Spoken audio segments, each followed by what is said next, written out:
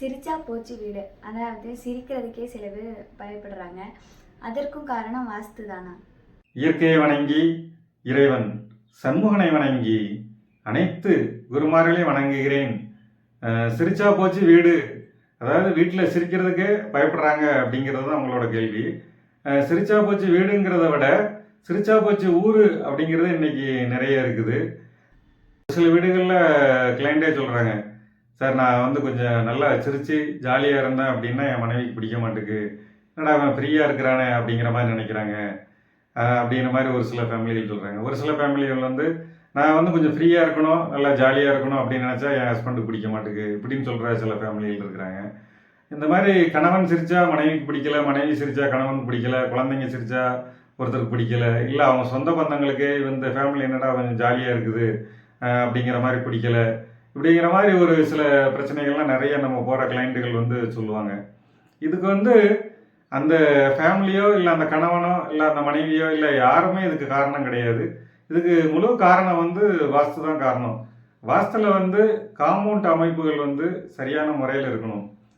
சரியான முறை அப்படின்னா அந்த 4 பக்கத்துலேயும் காம்பவுண்ட் சுவர் வந்து ஒரே உயரத்தில் இருக்கணும். இப்போ நம்ம வந்து வீடு இருக்குது, வீட்டுக்கு வெளியில் காம்பவுண்டு, அதாவது இப்போ தெற்கில் ஒரு 2 அடி, மேற்கில் ஒரு 2 அடி, வடக்கில் ஒரு 4 அடி, கிழக்கில் ஒரு 4 அடி, இப்படி வந்து நமக்கு இடங்கள் இருந்து வாஸ்து முறைப்படி நம்ம டிசைன் எடுத்தால் அந்த வீடு வந்து நல்லாயிருக்கும். அப்படி நம்ம அந்த சுற்றிலும் இடங்கள் இருக்கிற வீடுகள் வந்து மிக சிறப்பாக இருக்கும். இது ஒரு கான்செப்டு. இப்போ அந்த சுற்றிலும் இடம் இருந்தாலுமே அந்த காம்பவுண்டோட உயரம் வந்து ஒரே அளவாக இருக்கணும். இப்போது தெற்கில் ஒரு உயரம், மேற்கில் ஒரு உயரம், வடக்கில் ஒரு உயரம், கிழக்கில் ஒரு உயரம், இப்படி வந்து வித்தியாசங்களாக இருக்கக்கூடாது, முன்ன பின்ன இருக்கக்கூடாது. அதாவது எப்படின்னா அவங்க இப்போ வந்து மேற்கில் வந்து உயரமாகவும் கிழக்கில் வந்து பள்ளமாகவும் இருக்கிறது நல்லது, தெற்கில் உயரமாகவும் வடக்கில் பள்ளமாக இருக்கிறது இது நல்லது. இப்போ சில வீடுகளில் பார்த்தீங்கன்னா கிழக்கில் வந்து உயரமாக இருக்கும் காம்பவுண்ட் சுவர் வந்து. இந்த வீட்டில் வந்து ஆண்கள் சிரித்தாலே பெண்களுக்கு பிடிக்காது. இப்போ ஒரு சில வீடுகளில் வந்து வடக்கில் உள்ள சுவர் வந்து உயரமாக இருக்கும், தெற்கில் உள்ள சுவர் வந்து பள்ளமாக இருக்கும். இங்கே வந்து பெண்கள் அந்த வீட்டில் சிரித்தாங்க அப்படின்னாலே மற்ற எல்லாருக்குமே ஒரு டென்ஷன் ஆகும். கணவருக்கு மட்டும் இல்லை, மற்றவங்களுக்கே அது வந்து ஒரு டென்ஷனை உண்டு பண்ணுற மாதிரி இருக்கும். அதில் காம்பவுண்ட் அமைப்பு வந்து அந்த உயரம் வந்து ஒன்று 4 பக்கம் ஒரே மாதிரி உயரமாக இருக்கணும், அல்லது கிழக்கில் பள்ளம், வடக்கில் பள்ளம், தெற்கு உயரம், மேற்கு உயரம், இந்த மாதிரி அமைப்பில் காம்பவுண்ட் சுவர் இருந்தால் அந்த கணவன் மனைவி ஒற்றுமை அப்படிங்கிறது வந்து சரியான முறையில் இருக்கும். அதே மாதிரி தென்மேற்கில் உள்ள காம்பவுண்டோட உயரம் அப்படிதான், தெற்கும் அந்த மேற்கும் ஒரே உயரத்தில் இருக்கணும். இப்போ தெற்கு மட்டும் கொஞ்சம் உயரம், மேற்கு மட்டும் இல்லை தனியாக கொஞ்சம் உயரமாக இருக்கிறது, இல்லை ஏதோ ஒன்று தெற்குலேயும் மேற்குலேயும் ஏதோ ஒன்று பள்ளம் உயரம் அப்படிங்கிறது வந்துடக்கூடாது. அந்த கன்னி மூலைன்னு சொல்லுவாங்கள்ல, தென்மேற்கு கன்னி மூலை வந்து ஒரே உயரத்தில் இருக்கணும். நம்ம அந்த 2 சுவர்லையும் நடுவில் வந்து கை வச்சு தடவி பார்த்தோம் அப்படின்னா மட்டம் வந்து ஒரே மட்டமாக இருந்தது அப்படின்னா அந்த கணவன் மனைவி அப்படிங்கிறவங்க வந்து அந்த ஒரே அந்தஸ்து, அதாவது கணவனுக்கு மரியாதை, மனைவிக்கு மரியாதை அப்படின்னு கொடுக்கணும் அப்படிங்கிற அந்த எண்ணம் வந்து அந்த வீட்டில் வசிக்கக்கூடிய கணவன் மனைவிக்கு வந்து உருவாகும். வாய் விட்டு சிரித்தால் நோய் விட்டு போகும்னு சொல்கிறாங்க. சார் சொன்னபடி வாஸ்து சரி பண்ணால் நல்லது தானே? விவசாய நிலங்களுக்கு வந்து நம்ம வந்து இலவசமாக வாஸ்து பார்த்து கொடுத்துட்டு இருக்கிறோம்.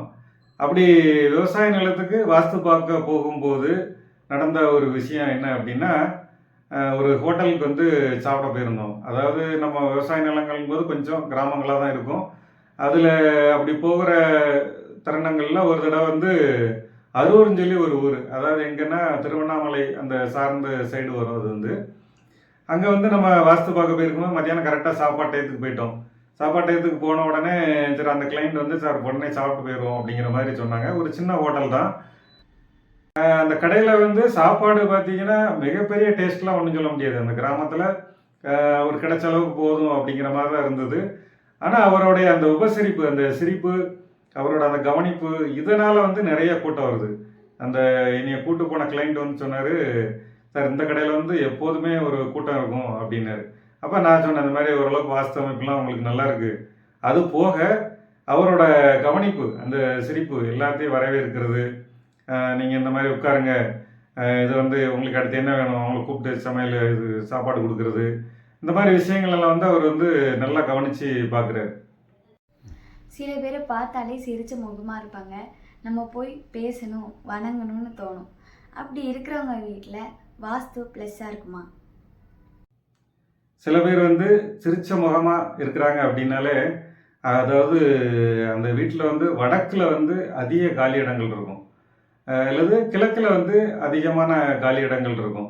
அந்த மாதிரி இருக்கிற வீடுகளில் வந்து அவங்க வந்து சிரிச்ச முகமாக இருப்பாங்க, எல்லாருக்கும் நல்லா சிரித்து பேசுவாங்க. ஈசானிய வாசலாக இருக்கும், அதாவது வடக்க பார்த்த வீடு அல்லது கிழக்க பார்த்த வீடுகளில் வந்து ஈசானியத்தில் வாசல் இருக்கிற வீட்டில் உள்ள பெண்களாக இருந்தாலும் சரி, ஆண்களாக இருந்தாலும் சரி, நல்ல சிரிச்ச முகமாக இருப்பாங்க, சிரிச்ச முகமாக வரவேற்பாங்க. சில பேர் பொய்யா சிரிக்கிறதுக்காகவே சிரிக்காங்களே. சில பேர் அப்படிதான், அதாவது அவங்களோட தேவை, அவங்களுடைய சூழ்நிலைகளை வந்து அவங்களுக்கு சாதகமாக பயன்படுத்திக்கணும், அதில் ஒரு பயம் அதில் ஏதோ ஒன்று இருந்தது அப்படின்னா அவங்க வந்து சிரிச்சு சிரித்து பேசுவாங்க. அப்புறம் அவங்களுக்கு அந்த தேவைகள் அந்த இதெல்லாம் முடிஞ்சது அப்படின்னா ஏதோ வேற நபர் மாதிரி பார்க்க ஆரம்பிச்சிருவாங்க, கோவப்படுவாங்க, எது சொன்னாலும் எரிச்சல் போடுவாங்க. அதாவது நம்ம சொல்கிற ஒரு விஷயத்துக்கும் அவங்க கோவப்படுறதுக்கும் ஒரு சம்மந்தமே இருக்காது. அவங்க வேற ஒரு விஷயத்த மைண்டில் வச்சுக்கிட்டு கோவப்படுறதுக்கு எது சொன்னாலும் கோவப்படுவாங்க. சாப்பிட்டாச்சான்னு கேட்டால் கூட உங்களுக்கு ஒரு கோவம் வரும், ஏன் அப்போ நாங்கள் என்ன சாப்பிடாமலாம் இருக்கோம் அப்படிங்கிற மாதிரி பேசுவாங்க. இதே அவங்களுக்கு தேவையாக இருந்தால் சாப்பிட்டாச்சு அப்படின்னு சிரித்து சந்தோஷமாக பேசுவாங்க. இது வந்து சிலருடைய குணங்கள். இதுக்கு வந்து மெயின் காரணம் என்ன அப்படின்னா, அந்த வீட்டில் கன்னி மூலையில் பாத்ரூம் டாய்லெட் இருக்கிற வீட்டில் உள்ள பெண்களாக இருந்தாலும் சரி, ஆண்களாக இருந்தாலும் சரி, அவங்க அப்படி தான் இருப்பாங்க. இல்லை தெற்கில் வந்து அதிகமான காலி இடங்கள் இருக்குது அப்படிங்கிற வீட்டில் உள்ள ஆண்களும் பெண்களும் அந்த மாதிரி இருப்பாங்க. மற்றவங்க என்ன சூழ்நிலையில் இருக்காங்கன்னு தெரியாமலே சிரித்து காமெடி பண்ணிட்டு இருக்காங்க. இந்த மாதிரி நபர்கள் வசிக்கக்கூடிய நபர்கள் எங்கே இருப்பாங்கன்னு பார்த்தீங்கன்னா, அந்த கிழக்கு அடைத்த வீடுகளாக இருக்கும். கிழக்கு சுவர் வந்து பொது சுவராக இருக்கிறது, இல்லைன்னா கிழக்கில் ஜன்னல் இல்லாமல் இருக்கிறது, அல்லது கிழக்கிலே நீச்ச பாகத்தில் வாசல் இருக்கிறது, கிழக்கில் வந்து நீச்ச பாகத்தில் ஜன்னல் இருக்கிறது, ஈசானிய மூலையில் கிச்சன் இருக்கிறது. இந்த மாதிரி இருக்கிறவங்க எல்லாருமே வந்து ஒரு எந்த இடத்துல எப்படி அவங்க இருக்கணும் அப்படிங்கிறது சில சமயங்களில் புரியாமல் ஏதோ அவங்க வந்து இந்த மாதிரி நான் சீரியஸான விஷயங்கள்லாம் நான் அப்படி இல்லை, நான் பயப்பட மாட்டேன், நான் தைரியமான ஆள், அல்லது நான் வந்து எப்போதுமே ஜாலியாக இருப்பேன் அப்படிங்கிற, நான் ஒரு பாசிட்டிவான மனிதர் அப்படின்னு தன்னை வந்து காட்டிக்கிறதுக்காக அவங்க அப்படி சிரித்து பேசுகிற மாதிரி ஒரு ஆக்டிங்கில் இருப்பாங்க. அவங்களுக்கு எல்லாமே இந்த நான் சொன்ன அந்த இடங்கள் ஃபுல்லாகவே பாதிப்பு இருக்கும். அதனால் அவங்களுக்கு வந்து அந்த பிரச்சனைகள் இருக்க வாய்ப்பு இருக்குது. சிரிப்பு அப்படிங்கிறது வந்து மனிதனுக்கு வந்து எவ்வளோ மிகப்பெரிய ஒரு புத்துணர்ச்சியை கொடுக்கும் அப்படிங்கிறது வந்து நான் அனுபவப்பட்ட இடம் அப்படிங்கிறது வந்து பிராணி கில்லிங். அங்கே வந்து அதாவது மாஸ்டர் சோவா கோக்சியோட பிராணி கில்லிங் படிச்சுட்டு இருக்கிற எல்லாருக்குமே தெரியும். நான் மிகப்பெரிய அளவில் அனுபவிச்ச இடம் வந்து ரிட்ரீட், அதாவது வருஷத்துக்கு ஒரு தடவை நடக்கும். அங்கே வந்து ஒரு 2000 பேர் சேர்ந்து சிரிப்பாங்க. அப்போ சிரிக்கும் போது அந்த இடத்துல ஒரு ஃபுல் பாசிட்டிவ் எனர்ஜி வந்து உருவாகும். அது வந்து அந்த இடத்துல இருந்து அதை அனுபவிக்கிற மனிதர்களுக்கு மட்டும்தான் அது தெரியும். அந்த அளவுக்கு சிரிப்பு வந்து மிகப்பெரிய முக்கியமான ஒரு விஷயம். அது மிகப்பெரிய ஒரு ஆயுதம். வெற்றியோட ரகசியமே அந்த சிரிப்பில் தான் இருக்குது. சந்தோஷம், அந்த உள் உணர்வுலேருந்து அந்த ஆனந்தம், சிரிப்பு, அந்த விஷயங்கள்லாம் அவங்களுக்கு நடக்க ஆரம்பிச்சது அப்படின்னா மிகப்பெரிய வெற்றியை கொடுக்கலாம். அதுக்கு வந்து வாஸ்து வந்து மிகப்பெரிய அளவில் சப்போர்ட் பண்ணும் உங்களுக்கு வந்து. மனிதர்கள் ஆனந்தமாக சிரிப்பதற்கு வாஸ்துவில் இவ்வளோ காரணங்கள் இருக்குன்னு அழகாக சொன்னீங்க. ரொம்ப நன்றி சார்.